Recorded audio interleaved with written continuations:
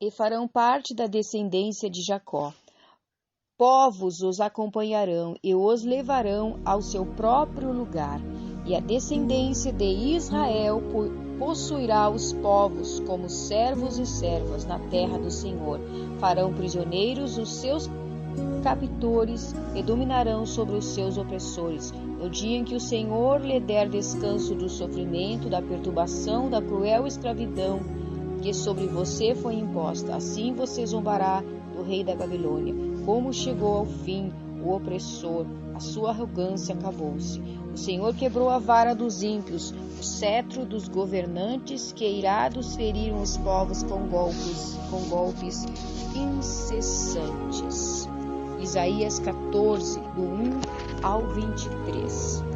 É bom observar que no contexto do capítulo 28, do 11 ao 19 de Ezequiel, como também Isaías 14, 1 e 23, não é uma profecia alusiva em primeiro plano a Satanás, quando no seu estado perfeito, e sim ao rei de Tiro, Etbaal II, e Babilônia, Nabucodonosor ou Nabonides, respectivamente. Estes reis, por causa da sabedoria e da riqueza, tornaram-se ambiciosos, incontroláveis, desejando igualar-se ou mesmo ascender mais alto que Deus. A referência imediata se aplica a estes dois reis, que seriam rebaixados pelo Altíssimo depois de se exaltarem. Mas não se deixa de perceber aqui uma aplicação a Satanás, que ao exaltar-se contra Deus foi rebaixado e expulso do céu. Seu nome em latim, Lúcifer, ou assim considerado o nome original do diabo em hebraico, Elel, igual a glorioso, luzente, aquele que atrai a Deus. Esse sentimento de elevação sobre-humano no rei de Tiro foi fomentado pelo fato de a ilha na qual estava Tiro ser chamada de a Ilha Sagrada.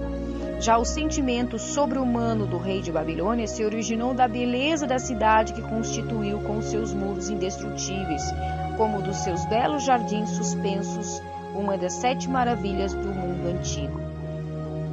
A grande prosperidade de beleza, rei de Tiro, tipo de Satanás, Ezequiel 18, do 11 ao 19, e 1 Timóteo 3,6. A ambição desmedida e a concupiscência de ser mais do que Deus, rei de Babilônia, tipo de Satanás, Isaías 14, 13 e 14. O texto deixa claro que o profeta Ezequiel está descrevendo um ser sobrenatural, pois nenhum mortal possui tais características. Aqui está a descrição do maior de todos os seres criados. A quem mais poderíamos aplicar essas palavras, senão a Satanás, antes da sua queda?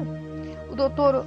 Russell Shedd diz: na sua soberba, o rei de Tiro é semelhante àquele anjo que era vestido de glória, mas caiu até as profundezas por causa da sua soberba. Descreve bem a origem e a natureza de Satanás. E sobre o versículo 15, ele relaciona com Isaías 14, 12, onde compara o rei de Babilônia à pessoa de Lúcifer, estrela da manhã. Naqueles tempos já existia a história de um anjo perfeito, dos mais gloriosos, que, querendo elevar-se acima do seu nível, foi precipitado à destruição. A Bíblia não dedica muitas linhas aos fatos ocorridos no céu. Da mesma forma, só o primeiro versículo de Gênesis se refere à criação do universo inteiro. Daí a narrativa se limitar às origens da Terra e depois à história da raça humana.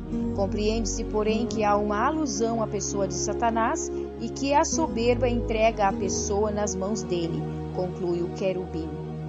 O querubim pecou contra o Eterno Santo, desde os céus onde morava ele e a terça parte dos anjos. Apocalipse 12, 4.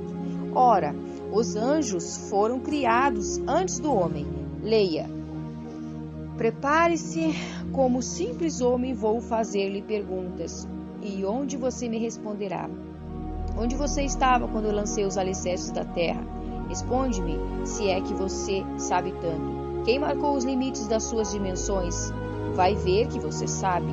E quem estendeu sobre ele a linha de medir e as suas bases sobre que foram postas? E quem colocou sua pedra de esquina enquanto as estrelas matutinas juntas cantavam e todos os anjos se regozijavam? Jó 38, 3 ao 7. É bom lembrar que os anjos não estão no relato da criação de Gênesis 1. Eles já haviam sido criados. Quando Deus fala por 6 vezes nos versículos 4, 10, 12, 17, 21, 25, que o que ele fizera era bom, no versículo 31 encontramos as palavras: viu Deus tudo quanto fizera, e eis que era bom. Veja que não estão aqui as coisas invisíveis, e sim as visíveis: terra, água, céu, erva, semente, sol, lua, estrelas, peixes, aves, gados, répteis e o homem. Portanto, aqui não pode estar inserida a criação e a perfeição dos anjos. Eles foram criados antes das coisas visíveis. Portanto, o pecado se originou em Lúcifer, quando ainda era perfeito em formosura, até que nele se achou iniquidade. Perfeito eras nos teus caminhos desde o dia em que foste criado, até que se achou em ti iniquidade. Ezequiel 28, 15. Deus lançou para fora do céu. Por isso te lancei profanado, ó monte de Deus, e te fiz perecer, ó querubim cobridor, no meio das pedras afogueadas. Ezequiel 28, 16. Com os seus anjos seguidores se estabeleceu nas regiões celestiais, onde ainda está, e de lá comanda este mundo. Porque não temos que lutar contra a carne e o sangue, mas sim contra principados, contra as potestades, contra os príncipes das trevas deste século, contra as hostes espirituais da maldade nos lugares celestiais. Efésios 6:12.